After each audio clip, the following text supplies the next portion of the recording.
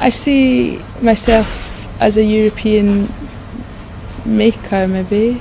I think the work in Europe is very exciting, and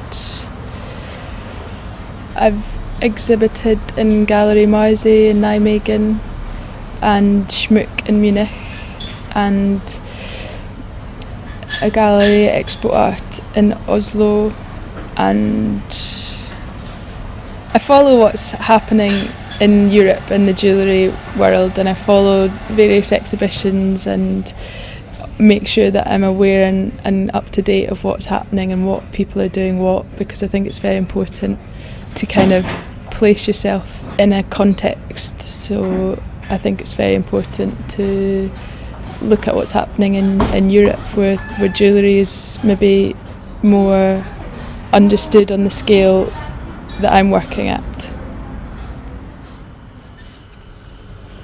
So now I have my shape, I just take my file around the edges just to smooth them off.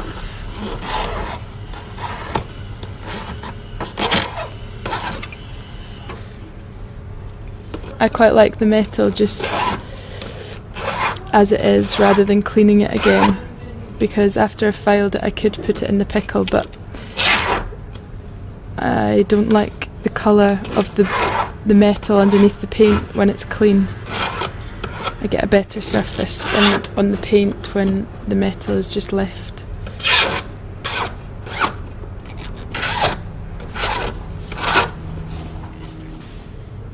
Okay, now at this point I decide which way the chasing has worked the best, and probably this surface. This just gets rid of any of the dust from the metal. And now I get my paint, and I think I'll make this one green. It's just an acrylic paint, one that I've found works quite well. And it's heat applied, so once I've painted it on, I almost burn it onto the metal, so it gives quite a good surface and doesn't come off. It helps if the paint is very thin as well, then you can, it's a transparent paint, which means you can see the surface of the metal underneath.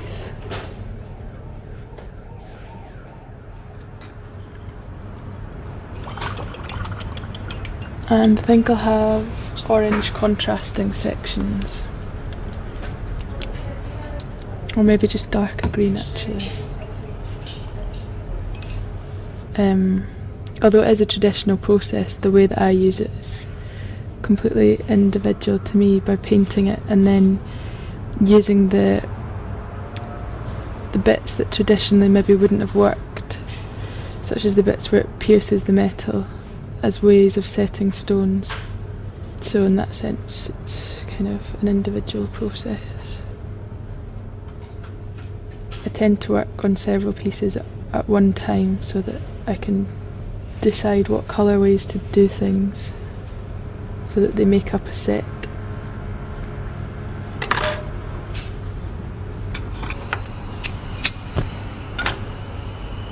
You're supposed to put this in an oven, but I just put a really, really small flame to it and it does the same thing. It just makes it even more shiny and dries the paint really quickly, which is good. And it heat applies the paint to the metal, so it's more permanent.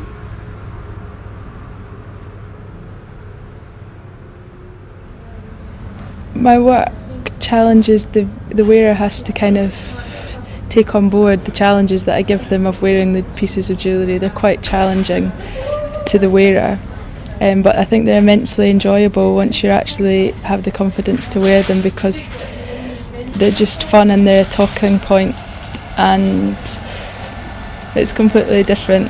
So in that sense, yeah, it is kind of challenging what people think about jewellery. This one's probably going to be a neck piece. I'll use the holes that I chased through the metal to help form the loop which will join into the piece, so there's not going to be any soldering on this one. I've just got a selection of stones that I use.